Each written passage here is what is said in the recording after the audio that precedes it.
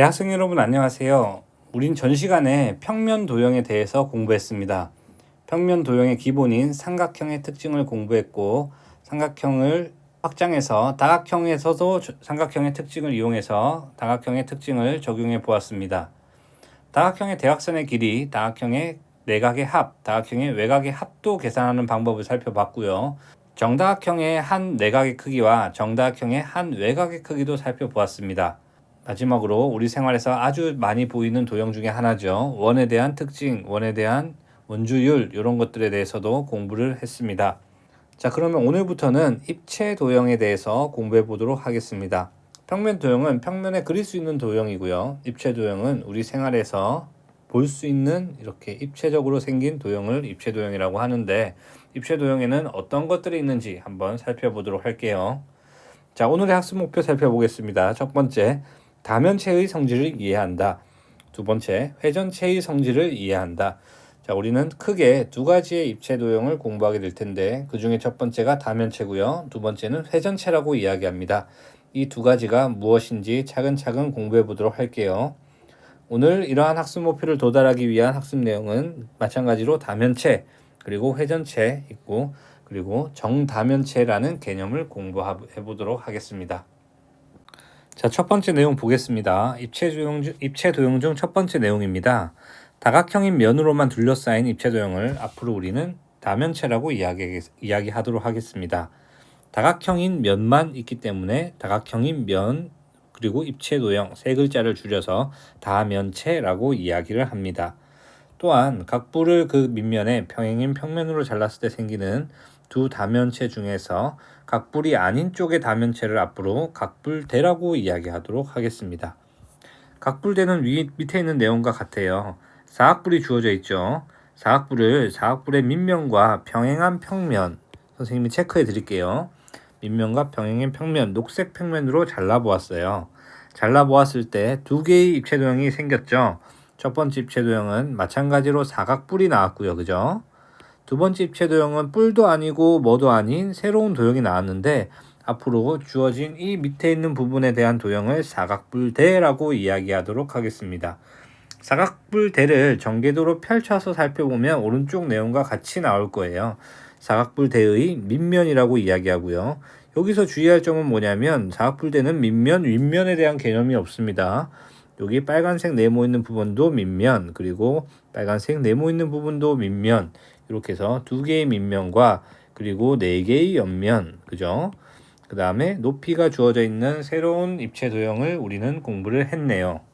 자, 각불대에 대한 개념도 머릿속에 잘 정리해 주시길 바랍니다. 자, 그럼 관련 문제를 한번 풀어보도록 하겠습니다.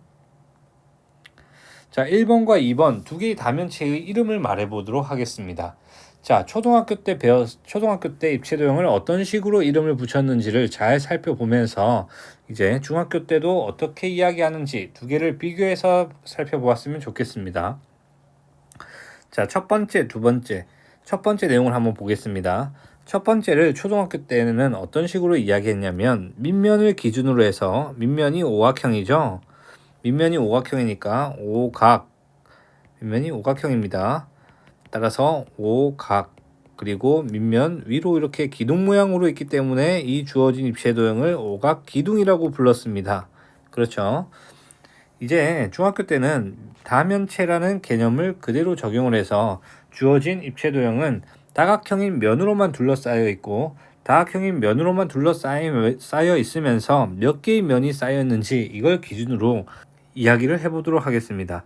주어진 오각기둥은 위쪽에 있는 면 2개의 면과 그 다음에 옆에 있는 부분의 면 5개의 면으로 이루어진 7면으로 이루어져 있습니다. 따라서 오각기둥으로도 부를 수 있고 혹은 칠면체라고도 부를 수 있다라는 사실을 꼭 기억해 두세요. 입체 도형이 이렇게 두 가지 이상에 대한 이름으로 불려질 수가 있다라는 것을 꼭 체크해 주시길 바랍니다. 따라서 여러분이 이 단원에서 조금 생각을 하셔야 되는 부분은 뭐냐면 하나에 대한 대상을 여러 개의 이름으로 부를 수도 있다라는 것을 꼭 확인해 주셨으면 좋겠습니다. 2번 내용도 한번 살펴볼게요. 2번 내용은 여러분이 보기에도 면이 총 1개, 2개, 그 다음에 옆에 있는 면이 총 6개가 이렇게 주어져 있는 그래서 6개의 면과 2개의 면을 더한 팔면체구나 라고 이야기할 수 있겠죠. 그렇지만 이 팔면체는 팔면체지만 이 원래 있던 이 팔면체의 이 6개의 꼭지점을 선분의 연장을 한번 해볼게요. 연장을 해보면 뻗어나가 보면 선생님 이거는 뿔 아닌가요? 라고 이야기할 수도 있겠죠. 연장을 했던 원래 있던 입체도형은 밑면이 육각형인 육각뿔에 대한 모양이 되겠네요. 근데 육각뿔을 우리가 밑면과 평행한 평면으로 잘랐을 때 생기는 2개의 뿔 아닌 다른 입체도형을 지금 이야기하고 있죠. 이것을 우리는 뭐라고 이야기했나요?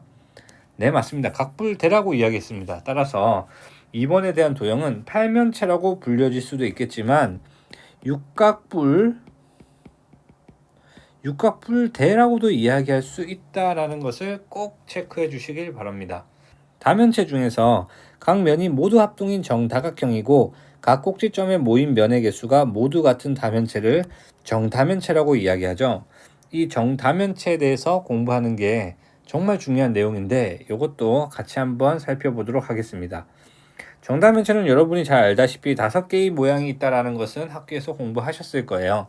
정사면체, 정육면체, 정팔면체, 정십이면체, 정이십면체가 정다면체의 5가지에 대한 내용인데요. 이 5개의 정다면체를 정리를 꼭 해주셔야 됩니다. 자, 하나씩 차근차근 한번 해볼게요. 정사면체, 정팔면체, 정십이면체 같은 경우는 면의 모양이 삼각형인 3개의 다면체죠. 정사면체, 그 다음에 정팔면체, 그 다음에 정십이십면체 같은 경우에서는 면의 모양이 삼각형입니다. 따라서 정사면체의 면의 모양은 삼각형, 그리고 정팔면체의 면의 모양도 삼각형, 정이십면체의 면의 모양도 삼각형이 된다는 거 알 수 있죠. 그리고 정육면체 같은 경우에서는 아주 우리가 많이 볼 수 있는 도형 중에 하나인데 정육면체는 면의 모양이 사각형입니다.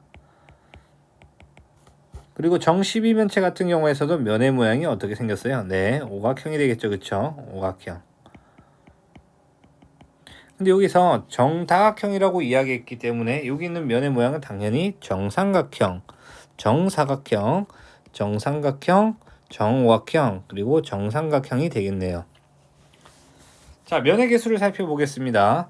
정사면체, 육면체, 팔면체, 십이면체, 이십면체는 당연히 면의 개수로 우리가 이야기할 수 있는 입체도형이기 때문에 면의 개수는 정사면체 면의 개수는 당연히 4개, 정육면체는 6개, 정팔면체는 8개, 정이십면체는 20개, 정십이면체는 12개, 정이십면체는 20개가 되겠죠. 자, 여기서 중요한 사실이 있습니다. 정다면체가 되기 위해서는 면의 모양 이 모두 정다각형이 돼야 되는 것도 당연하지만 한 꼭지점에 모인 면의 개수가 모두 같아야 돼요. 그죠? 모두 같아야 되기 때문에 한 꼭지점에 몇 개의 면이 모여 있는지도 우리가 확인을 해 줘야 되겠습니다. 정사면체 같은 경우에서는 여기 있는 꼭지점을 기준으로 몇 개의 면이 모여 있나요? 네, 한 면, 두 면, 그리고 세 면, 3개의 면이 모여 있죠. 정육면체 같은 경우에서도 한 면, 두 면, 세 면이 모여 있고요.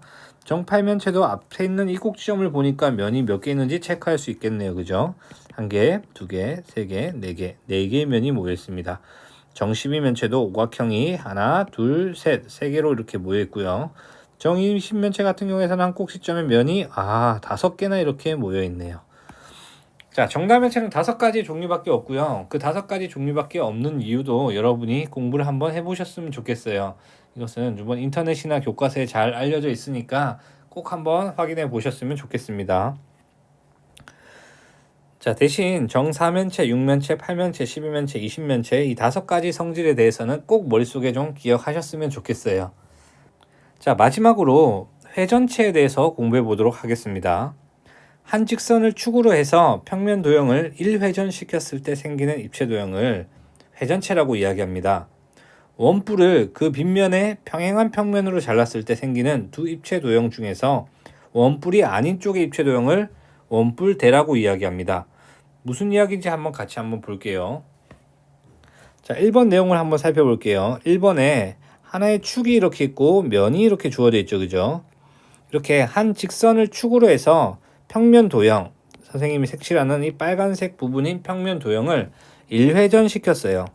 회전을 시켰을 때 여기서 학교에서 뭐 젓가락에 어떤 판을 두고 한번 돌리는 이런 활동들을 해봤을 거예요. 그죠? 요 활동들을 하면 하나의 입체 도형이 만들어지는데 이 입체 도형을 앞으로 회전체라고 부른다는 것입니다. 자, 1번 같은 도형을 한번 돌리면 어떤 모양이 될까요? 네, 맞아요. 요 밑에 있는 선분은 선분과 길이가 똑같은 면도로 만들어져 있으니까 하나의 원의 모양이 되겠고, 밑에 있는 부분도 원의 모양이 되겠고, 그럼 옆에 있는 부분을 이으면 이렇게 이런 화분 모양이 된다라는 것을 체크할 수 있겠죠. 2번도 한번 회전체를 그림을 그려보겠습니다. 요 회전체에서 이 주어진 직선 L을 무엇이라고 하냐면 회전축이라고 이야기합니다. 회전축도 아주 많이 나오는 용어니까 여러분이 꼭 기억을 해주셨으면 좋겠어요. 회전축을 기준으로 해서 면을 돌렸을 때 나오는 도형은 회전체, 그리고 주어진 이 직선을 회전축이라고 이야기합니다.